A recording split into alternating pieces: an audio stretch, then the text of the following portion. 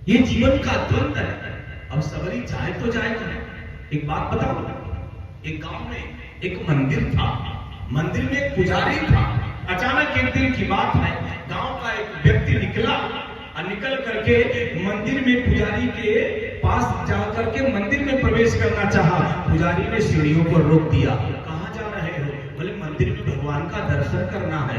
पुजारी ने कहा सुनो, मंदिर में तब जाओ जब हृदय को निर्मल कर दो, मंदिर में तब जाओ जब प्रेम पैदा करो, मंदिर में तब जाओ जब भगवान के लिए रुदन करो, मंदिर में तब जाओ अखंड निर्मल हो जाओ, मंदिर में प्रवेश होगा। जब तक ये नहीं है मंदिर में नहीं जा सकते। वो आदमी लौट गया, लौटा, घर गया, बड़ी रोया। वर्ष बीत गया। एक दिन की बात है, शाम का वक्त वो अपने घर से निकला और उसी मंदिर की तरफ आगे बढ़ रहा था। पुजारी सीढ़ियों पर खड़ा था। सोचा अब मंदिर में आएगा, इसको कैसे रोकूंगा, प्रवेश इसका कैसे वर्जित करूंगा, अब मैं कौन सा उपाय करूं। ध्यान दे रहा है। अचानक उसने देखा वो आदमी आया, मंदिर की सीढ़ियों से होकर के आगे गुजर गया, मंदिर की तरफ देखा नहीं। इसने ध्यान दिया, उसके पांव में धैर्य था, उसके चेहरे से आग निकल रही थी, उसके शरीर से प्रभा निकल रही थी। पुजारी से रहा नहीं गया और पुजारी ने जाकर उसको स्पर्श किया। भैया, भगवान का दर्शन नहीं करोगे? आज तो बड़े अच्छे लग रहे हो, चलो भगवान का दर्शन कर लो, भगवान का दर्शन कर लो। वो रुक गया और रुक करके उसने कहा मैं नहीं जा सकता। क्यों?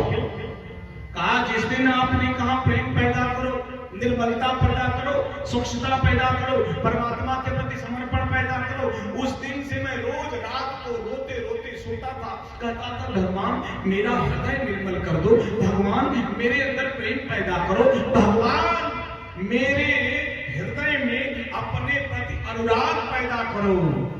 एक दिन की बात, वो कल रात आई, मैं रोते रोते सो गया। यही कहते कहते रात में सपना आया, सपने में भगवान आए। जैसे मैंने भगवान को देखा, मैंने प्रणाम किया। अरे ठाकुर, मेरे सपने में आए, मैं बड़भागी हो गया, मैं धन्यभागी हो गया, आपके चरणों में दंड प्रणाम करता हूँ। भगवान ने कहा तथास्तु, सुखी रहो, वरदान मांगो, क्या मांग सकते हो? इसने कहा मुझे कुछ वरदान नहीं चाहिए, मैं सिर्फ गांव के मंदिर में आपका दर्शन करना चाहता हूँ, मुझे गांव के मंदिर में प्रवेश करने दिया जाए, ऐसा वरदान दो। भगवान ने कहा कुछ और मांग लो, ये नहीं दे सकता।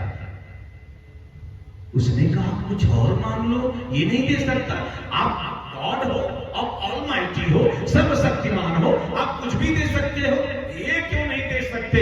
भगवान की आंखें छलछला गई और भगवान ने कहा जो आज पुजारी उस मंदिर की सीढ़ियों पर है, वो दूसरे प्रदेश में 10 लोगों की हत्या करके आज साधु बनकर के पुजारी बनकर सीढ़ियों पे बैठा है। जब से ये मंदिर में गया है तब से मैं मंदिर में नहीं जा पाया, तुमको मंदिर में जाने का वरदान कैसे दे सकता हूँ?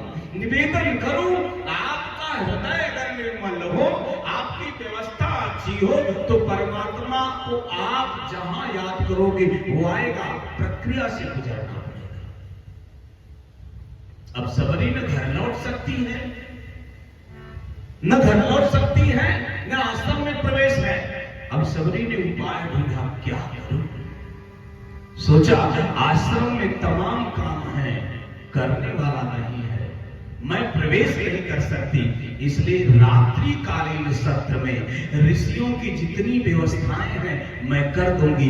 झाड़ू लगाना, बर्तन साफ करना, सामान को सुरक्षित रख देना, पूरे आश्रम को साफ सुथरा कर देना, रात्रि को कर दूंगी, कोई देखेगा नहीं, मेरा मन मान जाएगा, दिन में इन साधुओं को सब किया कराया मिलेगा। वही किया। सुबह जब मतंग जगे, साधुओं ने कहा महात्मा पूरा आश्रम साफ है, हम लोगों के गीले कपड़े सूखे हुए हैं, फैले हुए हैं, आश्रम में एक दूध का तिनका तक नहीं है, एक गंदगी का एक कण तक नहीं है, एक पत्ता भी नहीं है, ऐसा क्या हुआ? किसने किया? कई दिनों होता रहा, करने वाले का पता नहीं। सेवा हो रही है, सेवक दिखाई नहीं दे रहा है, और आजकल सेवक भरे पड़े हैं, सेवा गायब। सेवक भरे पड़े हैं, सेवा गायब है। अब तक सेवा दिखाई दे रही है, सेवक गायब है। हम एक मंदिर में एक पंखा देते हैं दान में, तो पंखे की पंखुड़ी पर, पंखे के डैने पर लिखवा देते हैं स्वर्गीय पिताजी की पावन स्मृति में फलाना फलाना जी, चीना जी। और जैसे पंखा ऑन, वैसे पिताजी नाच रहे हैं, बोल रहे धन्य हो बेटा, 84 लाख योनि में भले न नाचे, मंदिर में जिंदगी भर नाचते रहे। ये सेवा का प्रदर्शन नहीं है। हम और आप किसान के घर के हैं। गेहूं का खेत जब गेहूं बोया जाता है तो आप देखिएगा जितने गेहूं के बीज खेत में ऊपर पड़ेंगे उसे चिड़िया चुन जाती है, वो जमने वाला नहीं है। गेहूं वही जमता है जो जमीन में दबा रहता है। तो जो दबा बीज है वो जमता है, जो फैला बीज है ऊपर उसे चिड़िया चुन जाती है। उसी प्रकार जो सेवा कही जाती है उसका फल खत्म हो जाता है, और जो सेवा कह कर करके और कही नहीं जाती है, दान देकर गुप्त किया जाता है, वही फलदायी होता है। सबरी ने नहीं किया। अब मतंग परिश्रम कौन कर रहा है?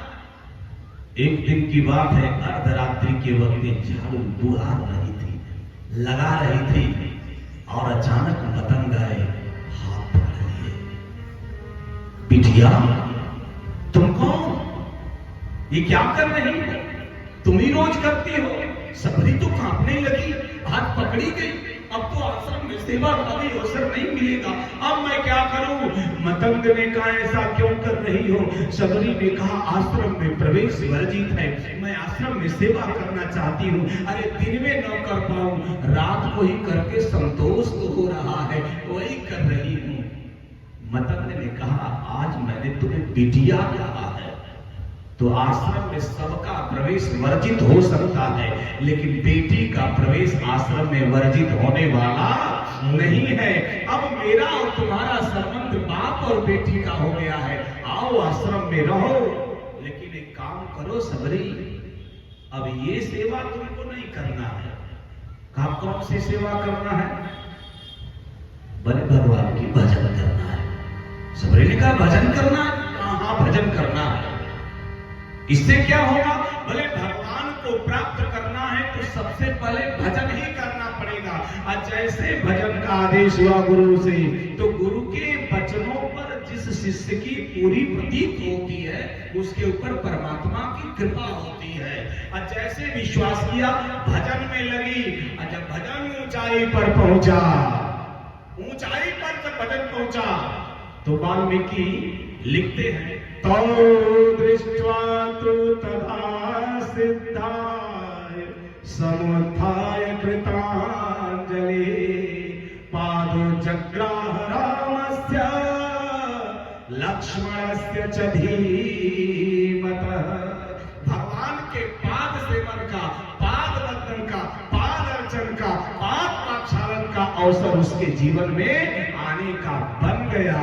वो अवसर कौन था? मतंग। मतंग किसको कहते? हाथी को। मतंग किसको कहते? बोले हाथी। हाथी मतवाला होता है, और हाथी की खासियत है श्रोता भगवान, हाथी की सबसे बड़ी खासियत है, हाथी अपने मतवाले पन में मस्त होकर के चलता है, उसके पीछे कुत्ते भौंकते रहते हैं। अगर अमिला में हाथी आ गया तो अमिला के लोगों को परेशानी नहीं होगी, लेकिन अमिला के जितने कुत्ते हैं उन सबको परेशानी हो जाएगी। बोले क्यों? बोले जैसे हाथी प्रवेश करेगा, लोग गणेश भगवान का के पूजा करेंगे, कोई जल देगा, कोई माला देगा, कोई केला खिलाएगा, कोई गणेश भगवान कहेगा, कोई महावत को 10 रुपए दे देगा। आदमी को तो बर्दाश्त होता, कुत्ते को नहीं बर्दाश्त होता। गांव मेरा, एरिया मेरी, केला इनका। ये कौन आ गया? ये हमारे गांव में इसकी पूजा हो रही है। और जब पूजा दूसरे की देखेगा, जो दूसरे के यश और कीर्ति पर भौंकता है वो क्या होता है? अब हम क्यों कहें, आपको बता रहे हैं।